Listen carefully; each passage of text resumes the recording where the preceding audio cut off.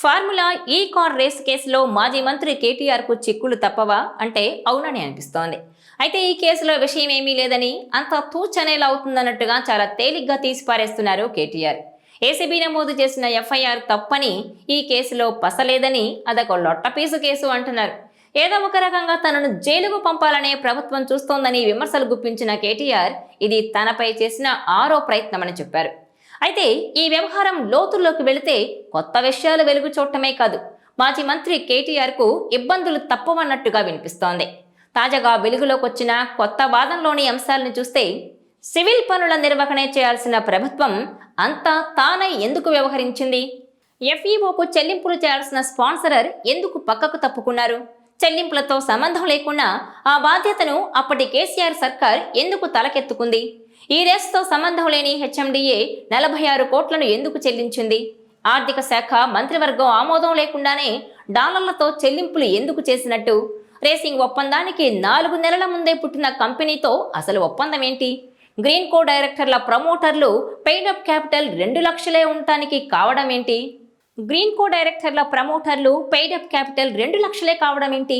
Exhibition ప్రచారానికి సంబంధించి ఏమాత్రం అనుభవం లేని వ్యక్తితో ఒప్పందం ఎందుకు చేసుకున్నట్టు? ఇలాంటి బోలెడన్ని ప్రశ్నలు ఇప్పుడు తెర మీదకు వస్తున్నాయి.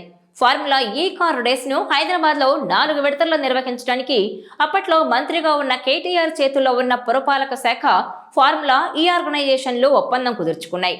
డీల్ ప్రకారం చూస్తే పురపాలక శాఖ పాత్ర చాలా పరిమితం. రేస్ ట్రాక్ నిర్మించటం, ఇతర సివిల్ పనులు మాత్రమే చూడాలి. రేస్ నిర్వహించాల్సింది మాత్రం ఫార్ములా ఈ ఆర్గనైజేషన్. అయితే ఈ వ్యవహారంలో తాను ప్రమోటర్గా ఉంటానని, అందుకయ్యే ఖర్చును తాను భరిస్తానంటూ ఏస్ నెక్స్ట్ జెన్ అనే సంస్థ ముందుకొచ్చింది. రేస్ కమర్షియల్ యాక్టివిటీ మొత్తం తానే చూసుకుంటానని చెప్పింది. దీంతో ఈ 3 పార్టీల మధ్య త్రైపాక్షిక ఒప్పందం కుదిరింది. ఈ సందర్భంగా ప్రమోటర్ తప్పుకుంటే ఆ బాధ్యత ప్రభుత్వానిదేనని, ఎఫ్ఈఓకు చెల్లించాల్సిన డబ్బులను ప్రభుత్వమే చెల్లించాలన్న నిబంధన ఎక్కడా లేదు.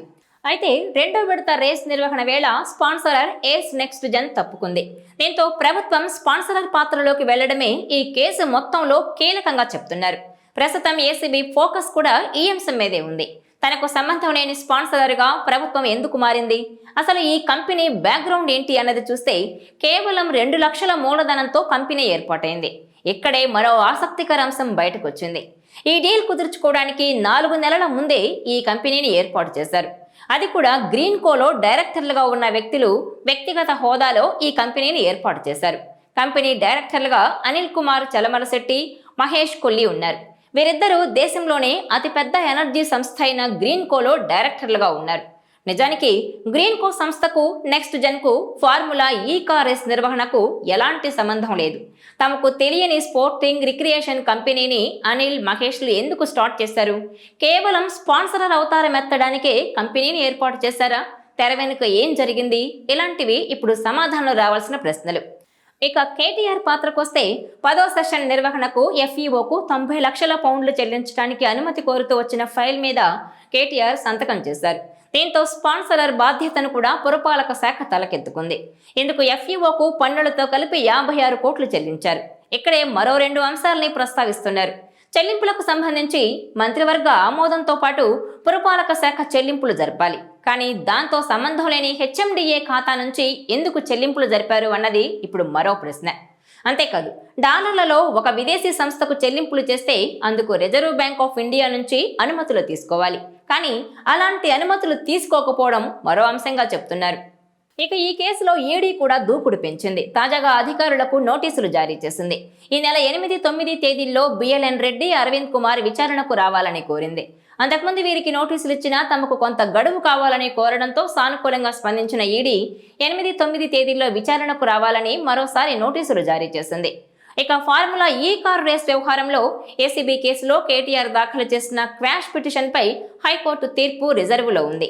ఆ తీర్పు వచ్చిన తర్వాత విచారణకు హాజరయ్యే విషయంపై నిర్ణయం తీసుకోవాలని బిఎల్ఎన్ రెడ్డి, అరవింద్ కుమార్ భావిస్తున్నట్టు తెలుస్తోంది. ఇదిలా ఉంటే కేటీఆర్ను ఈ నెల 7న హాజరు కావాలని ఈడీ ఇప్పటికే సమన్లు జారీ చేసింది.